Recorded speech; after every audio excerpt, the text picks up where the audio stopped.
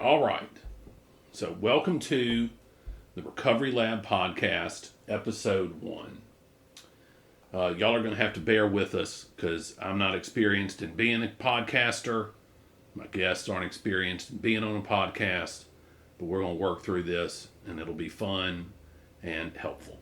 So, I've got a few preliminary things to talk about. So, my name's Drew Hassin. I live here in Jackson. I've been sober for 5 years, and I have been, drugs and alcohol have been a problem for me pretty much my entire adult life. And with, like everything else, it gets worse over time. I'm a recovering IV drug user. I've injected just about everything you can, from meth to crack to heroin to Dilaudid. So I found a way out, and I thought that this podcast would be a good way to help others find their own way out. So I've got a little bit of homework for you, the listener. I want y'all to comment a lot, give constructive criticism, give suggested topics for future podcasts, recovery, steps, psychological self-help themes, anything that you think might be interesting. I'm certainly down to hear it. Message me on Messenger. You can text me. You can email me. My cell phone number is 601-297-3422. And my email address is andrewhassin@gmail.com. So I also want y'all to nominate other people to be on the podcast.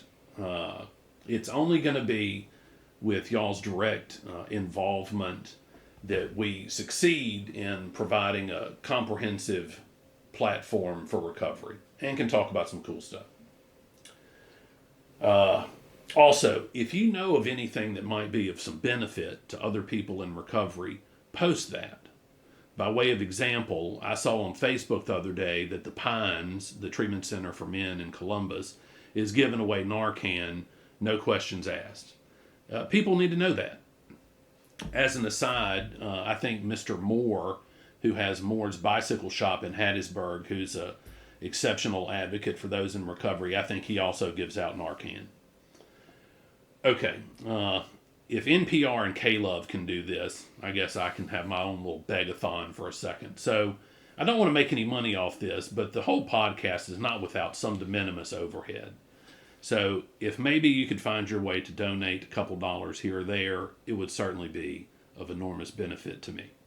The goal is to start like an LLC, get a tax ID number, and then offer up, the transparency that should be there for any recovery-based charity of sorts. So if you're willing, I'll put my cash tag thing on the screen if I can pull that off.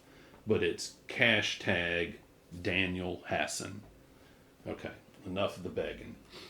So without further ado, I'd like to introduce Luke Duncan and Johnny Joorfetz, my two friends. I love y'all both, and I appreciate your being here. Absolutely. Thanks, Drew. Glad to be here. Okay, so we were talking earlier about the general format, about how this is going to shake out. So, because we're just kind of getting started and are new to this, it's generally going to be based around like what a speaker meeting would, what it was like, what happened, and what it's like now. All right, so tell us a little bit about yourselves. How long you been sober, where you live, what do you do, things like that. I'm Luke D. I'm an alcoholic. I've been sober for 4 years. I live in Canton, Mississippi, closer to the Gluckside side in Canton. And I'm an elevator mechanic, so that's it. What goes up must come down. That's right. And I'm Johnny Joorfetz. God willing, I make it 3 more weeks. I'll be sober 5 years. All right. I just moved from Madison to the other side of the reservoir in Brandon. Currently, I am working as a business development representative for Banyan Treatment Center. We have 15 locations across the country. I am the director for Linwood Sober Living, the all men's sober living in Jackson, Flowood, and Hattiesburg. I also do work with the Mississippi Public Health Institute on a contract position for the Department of Mental Health, where I do assessments on state facilities, treatment centers for dual diagnosis. And What kind of assessments? dual diagnosis assessment. No, I mean, like, what do you do to make this assessment?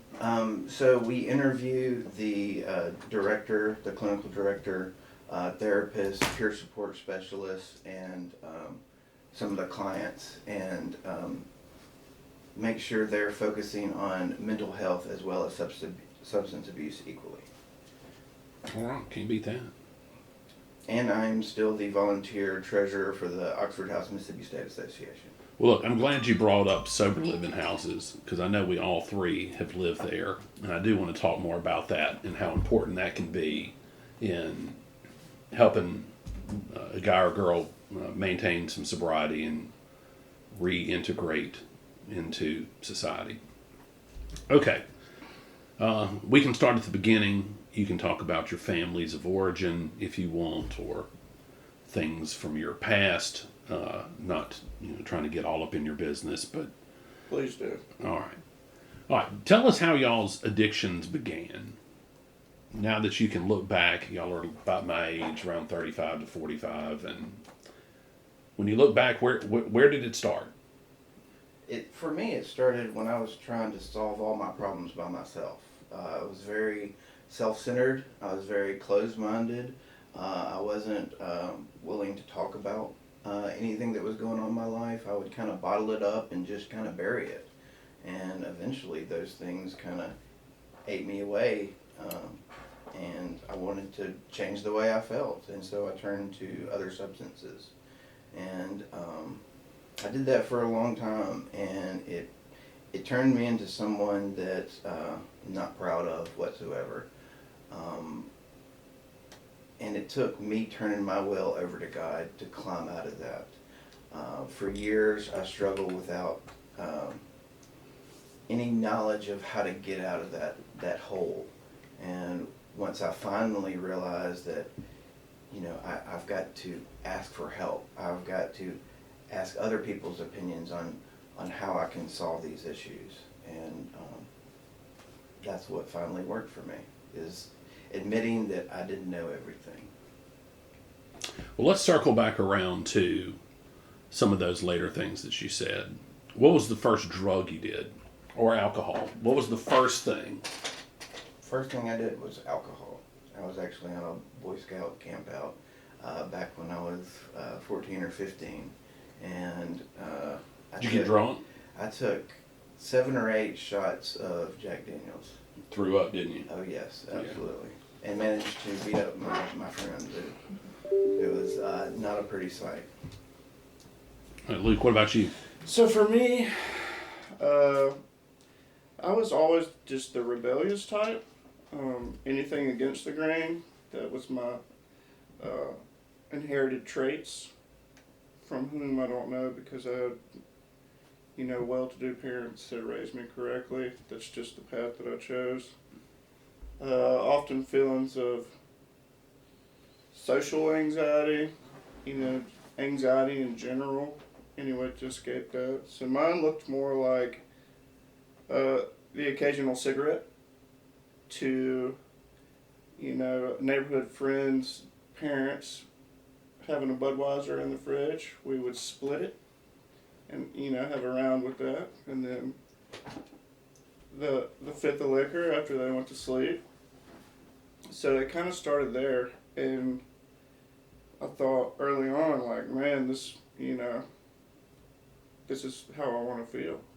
And I'm talking 12 or 13 years old, just didn't have to deal with what I was personally going on with at home. I didn't have a troubled life at home, like abuse, but I had a divorce that I took very personal when I was 10, turning 11, and I didn't know what to do with that pain, so I turned to that. So it very quickly progressed to marijuana, You know, I turned into a social butterfly when I was under the influence of a mood-altering substance. So that was my comfort zone.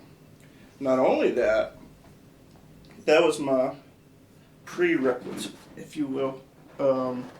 I got into a situation in the Ross Barnett Reservoir where I jumped off a boat under the influence to do a backflip and landed in short water with broken glass.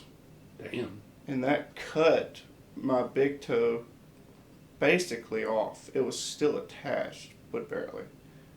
And so I got a fat script of lower tabs at 18. And at that time, there wasn't this, you know, all this stuff going on with the opiate crisis. They were flowing like $16.90 a month as an 18-year-old. Look, I got hurt playing football when I was in high school and hurt my neck. And I remember the doctor came to my house a couple times, gave me a shot of Demerol, and I was like, man, that's where it's at. That was good. Look, I think y'all both hit on something, though, like this sense of avoidance. You know, because I have seen how in my own life there are ways that I just want to avoid feeling things that are unpleasant. And I'll either like shut down and be, you know, paralyzed from fear, use drugs, although I don't really do that now. But I have to be on guard for new and inventive ways that my brain comes up with how I can avoid responsibility. And I think that's one of the chief things that being in AA or just in recovery in general can help with. Okay, we crossed off the list here how y'all's addictions began. When did it get worse for y'all? Well, when I was younger, I had tried OxyContin. There you go. That'll do it. Bam. My father had diabetes and neuropathy, and one of my friends was over at the house and saw that he was prescribed OxyContin and told me what it was. I had no clue. Little Johnny getting you hemmed up early, wasn't it? Yeah, I tried it, and it was like a switch. Like, Yeah. that was it. True. Now, my opiate addiction did not Thrive there, correct. You know, I went through years of alcoholism and staying up later, drinking, using cocaine to stay up later. I was a manager at a sub shop in Starkville, so I had to wake up early, and I was hungover, and I started taking Lortabs then. And you know, those 2-3 Lortabs in the morning quickly turned into 10. And once again, a few years later, I found OxyContin again, turned right back into it. And that really took off, and I discovered Dilaudid and eventually heroin. And it got real dark. It was like the absence of God in my life at the time. Now, it wasn't that God wasn't there. It was I had You sure weren't something else paying him any filling that attention. void. Correct. When did it get uncontrollable for y'all? So for me, kind of circling back to where I was with my opiate prescription. Look, feel free to circle back to whatever. No doubt. We're not on any rigid. It transitions. Yeah. So, you know, I found manipulation in that. So I was like, well, I can easily misdiagnose myself with ADHD. So I went that route. I think that's where it got uncontrollable for me was, you know, late senior year, early college. I turned into a full-blown amphetamine addict. So not only was I taking my fair share and my friend's fair share of prescription amphetamines, I was, you know, balancing that out with opiates and a steady stream of marijuana. Mm-hmm. Just assume in any of my talk, alcohol is a constant. That's my baseline. That was always there. So I would start with the amphetamines, quickly take the opiate, go throughout my day with marijuana, just in complete avoidance, functional, but in avoidance. And then I would, cap it off with benzos. You got to land that plane? Yeah, man, I had to come down. Yeah. That's really when it all started falling apart. So for me, it started falling apart early. I had some consequences, but minor. Still wasn't, honestly, I still wasn't educated on addiction. So I thought everybody was doing this, especially everybody in Starkville, Mississippi in 2009. I thought we were, I thought that was a normal set of circumstances because all my friends were basically doing the same thing as me. But it unraveled for me quickly. So I passed school, barely. I did pull that off, but from there it just, there's so much more I could say in a different, question. But that's really for me when it all started falling apart. It was during and right after college. Drew, a minute ago you talked about ignoring those feelings. And Yeah, the avoidance. Avoidance of feelings, yeah. And I think that's when everything really got dark, is when once I started ignoring those feelings, avoiding those feelings, and ignoring the signs from my body that, you are not taking care of yourself. I started having seizures. I wasn't able to sleep right. And I continued to turn to drugs and alcohol, which sounds absolutely crazy, but that's what Look, we it's did. so hard to pick up on those things. Like, I had a therapist for a long part of my adult life who I didn't realize how awesome she was until later. But I'd go in there and I'd be like, look, this sucks, this sucks, this sucks. This is pissing me off so bad. And she'd be like, well, what happened the week? She talked just like that. What happened the week before? And I couldn't appreciate how important it was to see or to assess the things that happen in my life that might start me thinking or feeling something that's undesirable. Because it's like a ripple in water, It may take a minute to set in.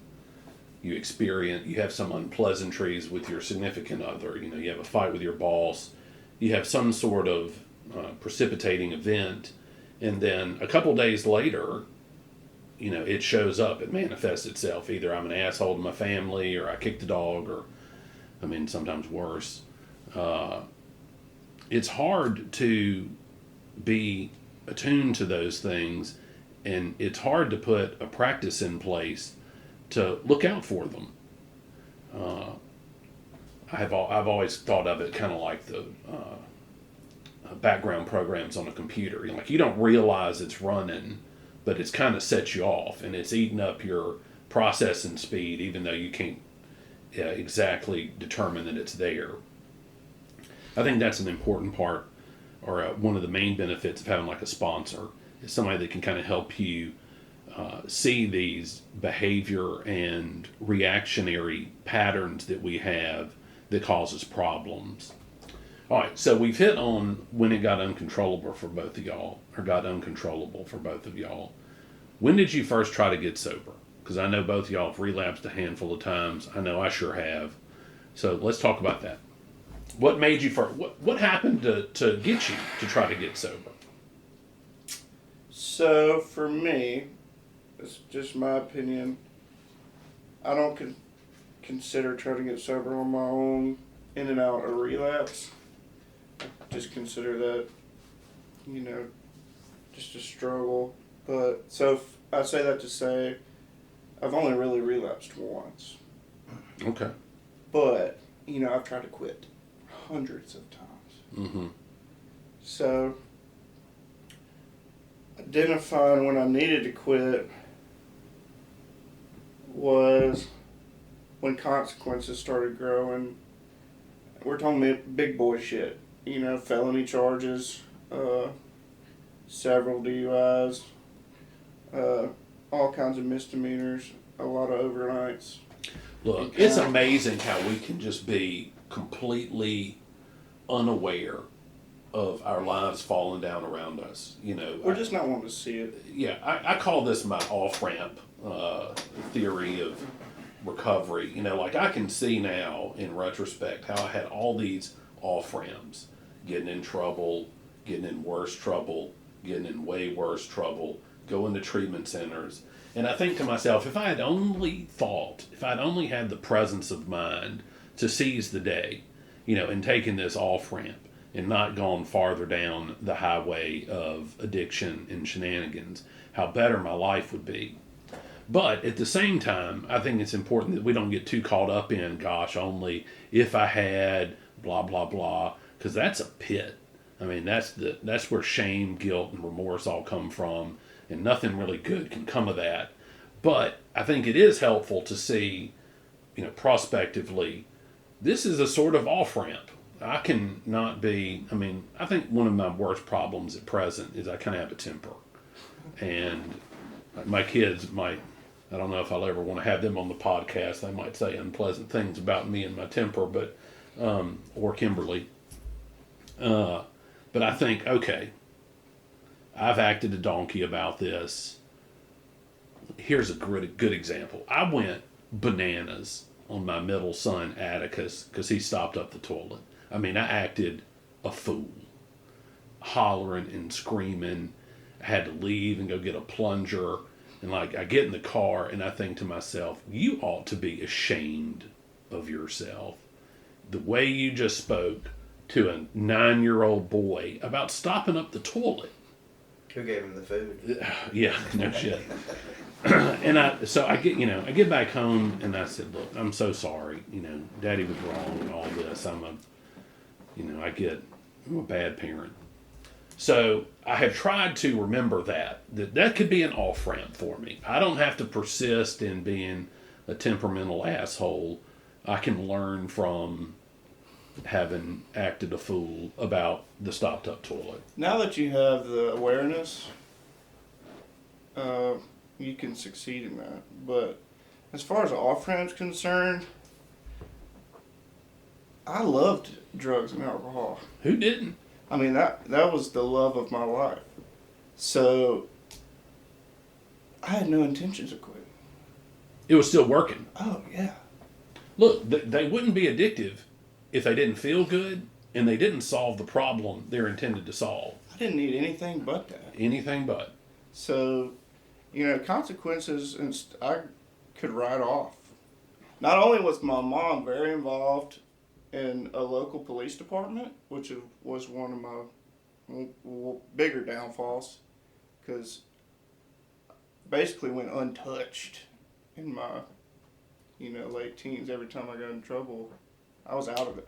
Mm. She would beat me to the jail. Yeah. They would be talking to the sheriff. So I had a law enforcement angle.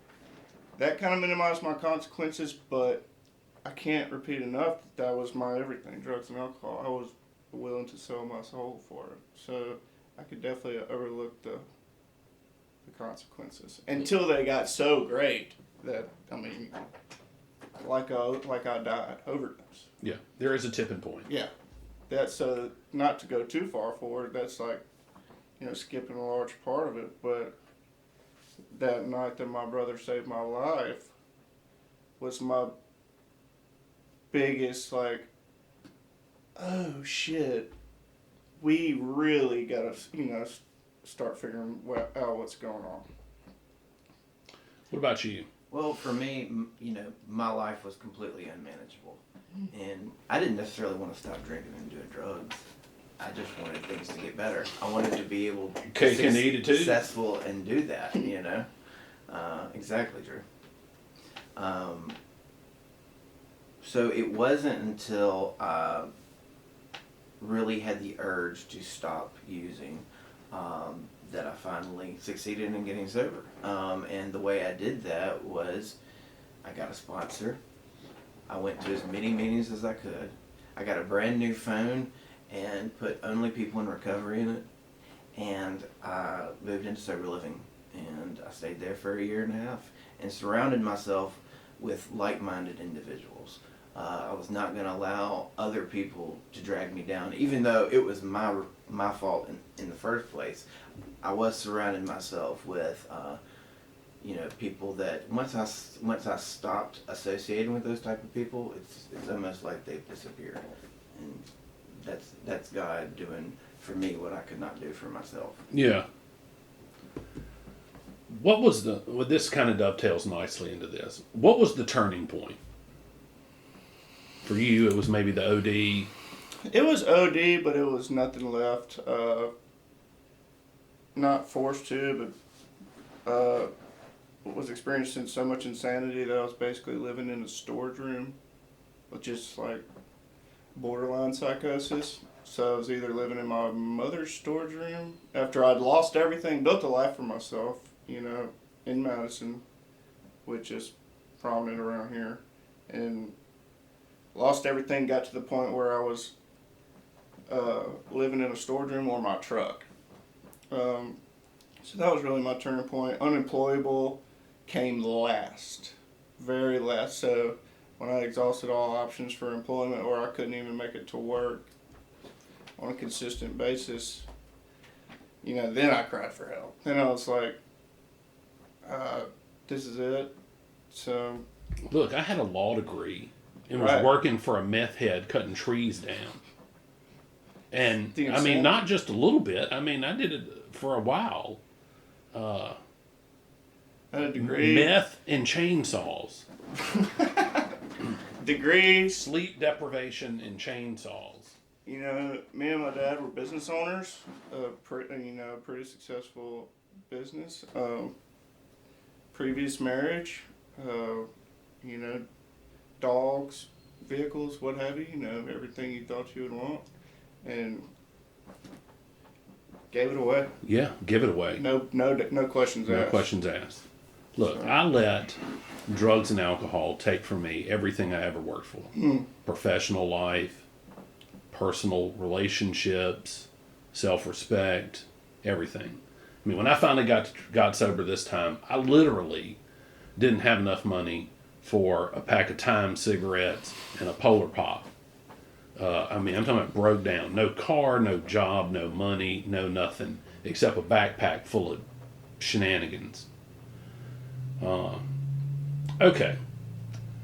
How has your recovery differed this time from any previous attempts? To touch on what Johnny said was, this time I got in and got serious. Got out of treatment, which is embarrassingly funny, but I was the leader of the treatment facility. Like, I was scholarshiped a whole month at I'm super grateful that I went, but I didn't belong there. It was like $30,000 to $50,000 a month treatment center. So they wanted me there. So that was my first glimpse of leadership and belonging and a healthy strive to a new life. So that transitioned into sober living. Which is where I met you. Which is, yeah, man, we had some of the greatest times, I know arguably, in my life. It was good. It was amazing while it lasted. But I got into a 12-step based program treatment center, got out. It was different because I got a sponsor. I got honest. I really had a desire to change. I'd accepted the thought, or I'd developed faith in a higher power. The thought led me, I hadn't nailed it down yet, but I did come to believe that there was a chance for me.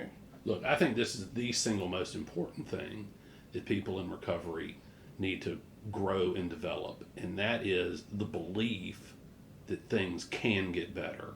Absolutely. I have seen I've been trying to be sober and live this life since I was like 18 years old, the first time I went to treatment.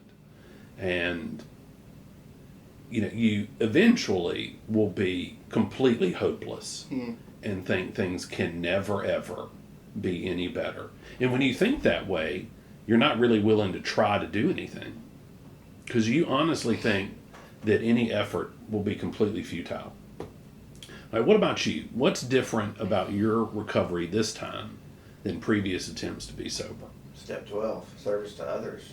You know, my parents, you know, I have fantastic parents that only wanted the best for me and wanted me to get sober. And, you know, the same conversation that I had with my mom, she told me that my dad had passed away and that she had cancer. It was a double whammy, wasn't it? Yeah, it was, and it was a game changer for me. Were you sober then? Yes, but I was struggling for sure. I had a lot of mental health issues. I had not really searched for God again yet. Shortly after that, I did.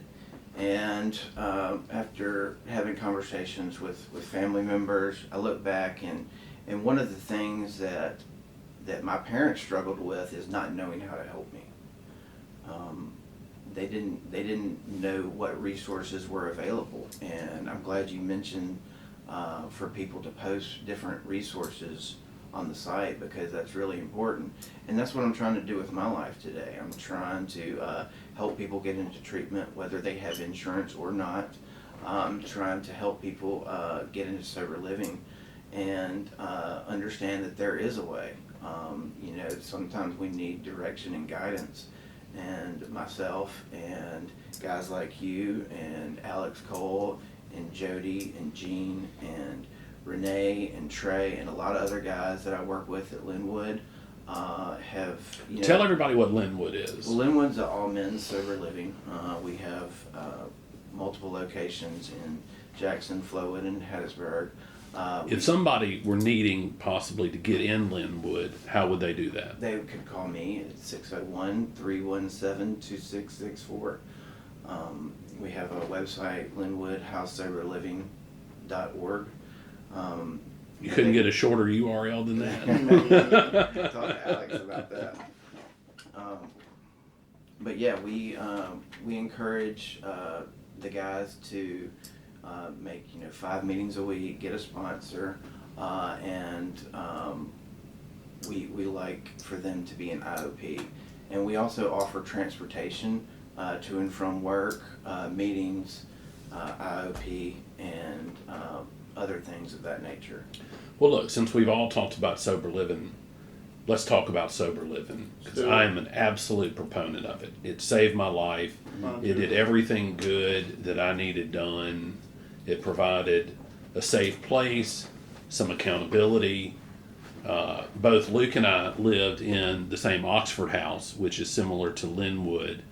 Oxford House, I think, has houses all over the country, all over the world. There's plenty of websites. You can just Google it if you want to find out about it. You can text me. Again, it's 601-297-3422. And I'll probably pawn you off on Johnny over there to try to get you into Oxford House. So let's tell people a little bit about Oxford House or Linwood or any other sober living system. Man, sober living for me was a game changer. That was the accountability I needed to get a sponsor, work steps, make meetings. Not only that, which was the minimum, it allowed me to be of service early, which there's room to grow there if you've got the interest to do so. There's, as you know, but some people don't, there's like a hierarchy in the process that you can go from comptroller, treasurer, president, to the chapter level. Let's tell people a little bit about that. So I can speak more intelligently about Oxford House because I live there. So it's broken down into regions and then chapters. And for example, I think there are 4 or 5 houses in the Jackson chapter. Six. By contrast, in Baton Rouge, I think they have 30 houses or something in one chapter. Anyway, when you get there, you're assigned a job, some sort of officer position like president or secretary, treasurer, and you are forced to integrate and you have responsibilities. And then Oxford House has a regional employee that comes by and checks on things from time to time. Usually, if things are real bad, at least around here, there's a lady from Louisiana that's going to come, and if she comes, she Now comes it's to a kick man. you out. Now it's a man. Oh, I'm talking about, Oh, you're talking about Lori. huh? Lori? Yeah, Lori. If she came, Now it was it's trouble. Jeremy. Jeremy. Okay.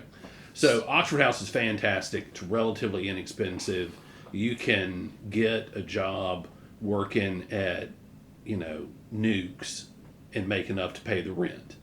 I can't say enough good about Oxford House. I think the most important thing for me, not only was to get connected to the recovery community through Oxford House, but it was self-sustaining. So it was like, it forced you You to learn those, the roles life in a skills. home. You have to. Each house is responsible for paying that house's own bills, energy, Comcast, whatever. You have to have a meeting each week, account for the funds. There's oversight. If you're screwing up or stealing, they're going to kick you out and or prosecute you. I mean, it's That was good. big for me. Yeah, it's big for me. I think it's big for everybody. Just learning how to do the chores and the simple things like balancing a checkbook or like the comptroller does or treasurer. It really helped in the integration back into society. Absolutely. And it gives you enough freedom to where you're not too hindered. You can spend the night out within reason. Yeah, within reason. So it's good. It has been a key component to my sobriety for sure. If you get in a good one, A lot of that is also the accountability that Lifelong friends. that if you go out and get drunk and come home, they're gonna kick you out. Yeah, they do drug And, test you. Absolutely, and that was big for me. And also coming home, and if something was going on, having 4, 5, 6, 7, whatever it was, other guys that can relate to what I'm going through because they too have been going through A sense of community. Absolutely. Look, one of the reasons I wanted to do this podcast was I read Johann Hari, Hari, his book, Chasing the Scream. And I cannot endorse it enough. But he talks about how, he's got this really clever anecdote that he tells about some guy and some rats and things like that. But the general point was that one of the contributing factors to our addiction and ongoing addiction is what can basically be a lack of community, a sense of isolation. Certainly when you're in the throes of addiction, you know all about isolation, mental, physical, relational. I mean, you withdraw unto yourself from everything. That is such an important point. But look, I wanted to talk about something else that you mentioned. You were sober, found out your mom had cancer, and your dad died, and you didn't relapse. Right. You didn't let that get you off the tracks. Because Now- I turned to God. Right. So talk about that, because I think that people need to hear more stories about how I can have this unpleasant shit happen to me, and I don't have to get high. Like, my father has died since I've been in recovery, and praise Jesus, he got to die seeing me having, cleaned myself up. Well, it goes back to, like what we were talking about earlier, avoiding those feelings, and that's what we were doing for so long. And when we avoid feelings, we don't grow. But when we actually experience those feelings, we do grow. And we are able to understand those feelings more and more. And, for me, that's how I, went from a boy to a man. Well, look, maybe this is better a question for a psychologist. I kind of have a love-hate relationship with the way feelings in general are treated by the recovery community. Like, I get on one hand, it's important to be honest with yourself and, what are you feeling today, like they teach you in treatment. And I get that. And then the other part of me is like, man, the hell with that. It doesn't really matter what I'm feeling. Well, you just got to talk about it. I guess. I'm still trying to suss all that out in my mind. Like, I get that feelings are important, and I also get that they're unimportant. Like, it doesn't really matter that my feelings are hurt. It doesn't really matter that I'm afraid. It doesn't really matter that I'm fearful of something. I've just got to stay the course. And I mean, maybe when I'm sober for 10 years, I'll have a better handle on that. But for now, I'm sticking with my love-hate relationship. It's acceptable. I mean, everybody's got weaknesses and strengths in recovery. Not everything comes to you all at once. I struggle with higher power. That wasn't a constant for me when I first came in. I did have I believe there's something more, because just like we were watching last night, the universe is, unending. I'm not into the crystals and such, but there's definitely more to it than this guy. Right. So that's kind of the route where I started on.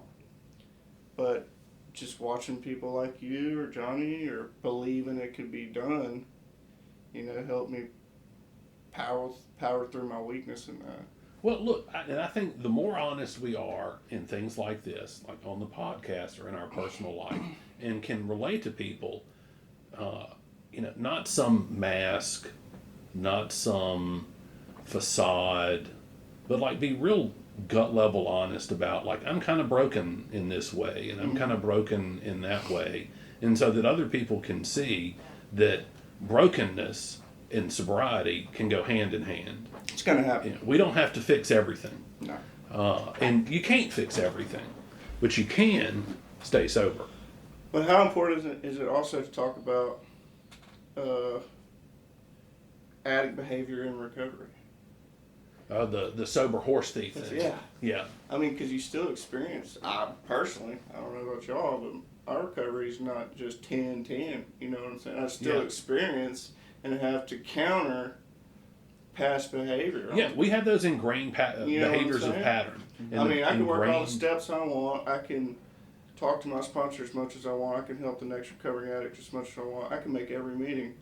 But I still have some old feelings and old behaviors that try to surface. I handle them a lot differently now. But it's important, for people to understand that you don't get sober and it's a magic trick. Look, I suffered under the delusion for a long time that as long as I could pass a drug test, then somehow magically my life was going to be better. It's not real. And that I would not suffer any consequences as long as I was sober. And that's just a crock of shit. The first time I really tried to get sober, I was a young guy, stayed sober for 4.5 years. Looking back on it, largely from the sense of community that I had built. There was a real tight group of us that went everywhere together and did everything together. And if y'all are listening, a couple of y'all are dead, but sad. But a couple, there was a group of us, and I benefited from having that sense of community. But I didn't really do anything to grow my recovery. And eventually, I got high again. That's why it's important that we continue to take personal inventory, and we work that step 12.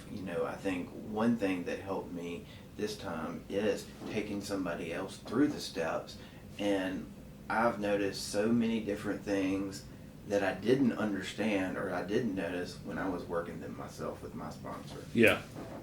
Well, look, a key component to any recovery is finding something good you can do with the shenanigans of your past. And when we can figure that out, well, then we've really made some important strides.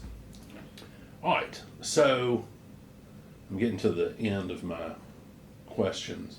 What advice would you offer to somebody newly sober? The man or woman or man that just got out of the Harbor House, what would you tell him? Hey, man, this is what you need to do. Well, first is I would try to get them to understand that they're not alone and that they don't have to be alone. That was my, biggest fear coming into all this was I'm going to have to do this on my own. It was kind of a misconception because not only did I get accepted into an Oxford House like late night one night on a limb, but everybody extended, a helping hand and to, put me on the right path. So I would have to tell an addict or an alcoholic that they're not alone, and get to a meeting as fast as you can and just never forget to reach out, do what they did, because millions of people recover Stand on the daily. shoulders of giants, as it were. There's so many little cliche sayings that we say in But they're good, AA, and we say them over and over again for a reason. Keep coming back. It works if you work it. Not it works if you know it. Because I thought I knew it for a long time, but it didn't work until I actually applied it to my life and got a sponsor to help me and work the steps. Then I started seeing the difference. And another thing to understand is, it's okay to not be okay.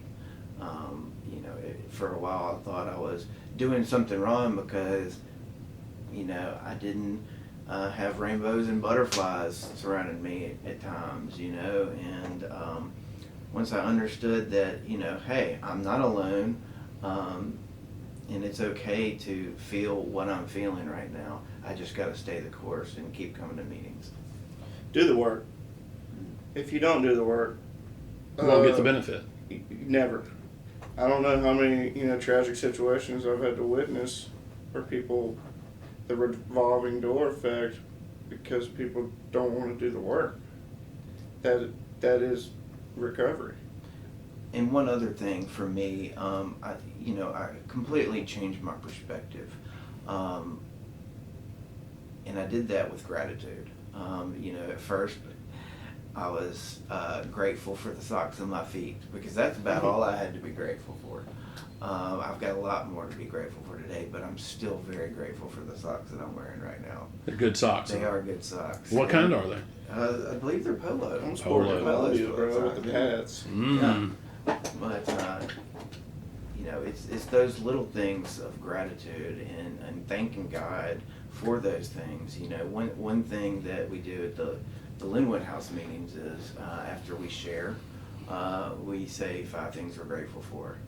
And sometimes it's harder to think of 5 things we're grateful for. Look, other times I've been in in meetings and the topic came up of gratitude, and I really wanted to I was so damn tired of hearing it. Because you hear the same old tired ass platitudes, blah, blah, blah. And look, fella, I know you. You're full of shit. And I'm not trying to hear what you got to say. But now, I really can see how gratitude is a practice as much as anything else is. And that's a recent struggle for me. We've had to talk about, it's kind of goes back to it stands in stark contrast to those things that are the worst for us. Sense of entitlement is chief amongst them. I should have this. Why does blah, blah, blah have something I don't have? Blah, blah, blah. And it has forced me to look back at my life and think, man, you've really been blessed. Like, I had a sweet childhood, parents that loved me, that tolerated me. I had cars and advantages that I thought were commonplace. And I couldn't see that I was lucky to have them. And it's a practice that I think we all have to work on every day, because it sure will make your life immeasurably better if you're grateful for the things you have.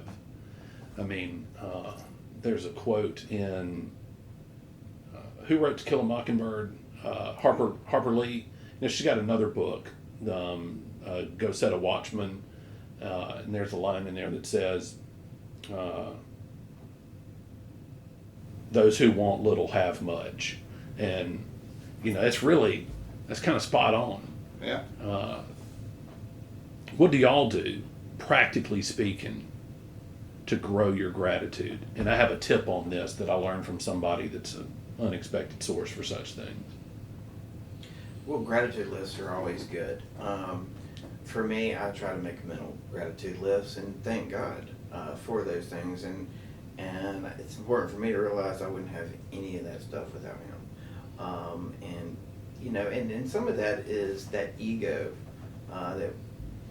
that wants to consume me as I've got these things and I did this. But when I thank God for these things and Yeah. realize that I wouldn't have any of it without Him. And that brings me back to being right-sized. And if with my ego, you know, I'm either way up here, and if I think that I did all this stuff, and then when I realize that I'm not so great, I come way down and I'm depressed and. Same. I had a friend named Calvin who was one of those members of the tight-knit group that I was hung out with when I first got sober. Calvin has gone on to his great reward now. But those of y'all that remember Calvin, he was quite a character, but he taught me this trick, and I have been better about it and worse about it at different points in my recovery. But Calvin advocated for not writing out a gratitude list, like write 5 things down every day you're grateful for. But Calvin said we should write out a long gratitude list and then read it every day. Mm-hmm. And based on the proposition that repetition strengthens and affirms, that we could grow our gratitude for these things by the constant reminder of them. Because if you have to do 5 different things every day, eventually you're going to get shit like, I'm grateful for the orange scented dish soap I have, and things that are just unimportant. Although I do like orange scented dish soap. Sounds nice. Yeah. Okay, we're moving nicely to what might be my favorite part of what we're going to talk about. List some gifts y'all have gotten in recovery. We all 3 have gotten 3 hot wives since we got sober. That's right. I would have to say that my greatest achievement is a healthy relationship and a thriving marriage. You sure wouldn't have that if you were on that dope. No, that dope is not conducive to marriage. Fun fact. But man, I look around now, I'm a homeowner, homeless to homeowner, great career, well taken care of, employable. Got a car? Yeah, I got a truck too. Yeah. Dogs that take the place of children right now, who honestly are, along with my wife, are my whole entire world. But I got my family back. I had a niece that was born 2 days ago. Congratulations to your brother. Yes. And that's the second one, but I've been present for the first one's whole entire life. Present. And that was huge for me. I was non-existent. So I've got, I got keys to all my family's house. Mm-hmm. You know what I'm saying? I feel you on that. That just came back. Yeah. I'm talking very recent, within the last year. I've got a sense of freedom today that I've never had in my whole entire life. It is cliche, but the chains are broken. Amen. What about you, boss? A clear conscience. Amen to that. That's real. I like the person that I see in the mirror today, and that was not always the case. I do too. I've got real friends, that I can depend on, and I know that they can depend on me. And the list is ridiculously It's a long list. I could talk for hours. Yeah. I've got, like you said, a beautiful wife, an amazing son, and another baby coming on the way. Any minute now. Literally any minute now. Can't wait. I've got a great career, multiple jobs. People trust me. People believe in me. I've got a house, vehicles. You name it. For me, all that's possible because of my relationship with God today, and I'm really grateful for that. Amen. So I should give a shout out to Kimberly for holding it down at the house for me right now with our baby so that I can be here and do this. I've also got a college education. College education. Did you have the degree when you got sober? No. Mm-mm. No, I'd failed out like probably 8, 9 times. Went back to school, graduated, and halfway through grad school. Grad school. Doing big things. Doing it. Enjoying it. Look, the gifts that I can rattle off are pretty impressive. Got married, beautiful wife. We had a baby, beautiful son. Working relationship with my other 3 kids. My mama lets me in her house whenever. But just, I've had a job now here at this, where we are, for 4.5 years. Got an awesome boss. I love him. He loves me. Life is good. Life is good. And I don't think that we're special. Absolutely. This is the recipe for everybody. Are there things that I wish were different about my life? Are there still some consequences I have from my shenanigans? Absolutely. Am I still confronting some of those consequences? Absolutely. But by and large, life is good. And there's no real magic to it. The universal law is that good things happen to drug addicts and alcoholics that stay sober. With just a little bit of give a shit and a little bit of effort, the God of your understanding will meet you where you are and help you out. And it's important to remember that these things don't happen overnight. Trust the process. You've just got to trust the process and not compare yourself to others. Ooh, that's a big one. Because, that sense of entitlement again. Absolutely. Yeah. And you just got to keep on plugging it along. Take it one day at a time. There's another one of those cliches we talked about, but it's true. We all say those because it's real. If some of us didn't believe that shit, we wouldn't be, reciting it. So it's a valid thing to say. Absolutely. Well, fellas, I have come to the end of my list. Not that, I forgot about this one. What are some goals y'all have? Life, personal, relational, spiritual. If you can rattle off a couple when we have our next podcast with you two, then we can revisit some of these things. Well, the one goal for me is to make it easier for people to find treatment and find help and be able to reach out to guys like me and Luke and you, Drew, and other guys and girls, because I didn't know what resources were available. And look, I had been in the recovery community in Jackson from 1995 until 2017 and had 0 times ever heard of Oxford House. I had no idea. I didn't even know what a sober living house was. Never heard of it. Didn't know nothing about it. So, yeah, I get it. The awareness of resources out there and how to utilize those things is important. And, we've spent so much money on preparing for COVID and dealing with that. But, more people die from addiction every year. What are we doing for that? Our generation has to make a difference. We saw a lot of things happen with Purdue Pharmaceuticals, but there's so many more avenues that need to be addressed, and it's up to people like us and people like you, the listener, to make that possible. Absolutely. Without y'all's involvement, we're never going to get anything done. Well, we'll never get as much done as we can. Y'all comment a lot. Tell me things you like or don't like. You don't have to be an asshole about it, but you get the point. If you've got some tips or suggestions, there's a couple pieces of equipment out there that I need. I need something called a mixer. If anybody's got an extra mixer laying around, or an extra amplifier that goes to 11. DJ Drew. Yeah. Anyway, this has been fantastic. I love both of you. I appreciate y'all doing this. Oh, is there anything else y'all want to talk about that I didn't ask you? No, man. I guess I could, but I guess we'll save that for the next one. Well, we're about 40 seconds from hitting the hour mark, and I think people's patience is probably going to run thin. Yeah. Thank you for doing this, Drew. All right. Really appreciate Thanks for having us. Thank you.